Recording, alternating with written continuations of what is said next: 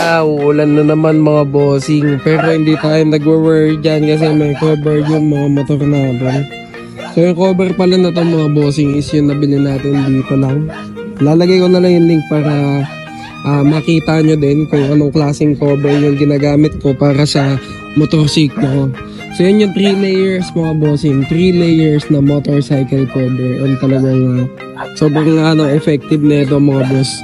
So kung makikita nyo yan, talagang cover niya yung dalawang motor natin. And waterproof and dustproof yan mga bossing. Kaya kahit na bagong linis yung motor mo at umulan, hindi yan madudumihan. Hindi yan papasukin ng tubig or maaalikabukan. Ganun kaganda yung motorcycle cover na gamit-gamit natin dito sa motor natin. Yan, medyo madilim na mga boss yun.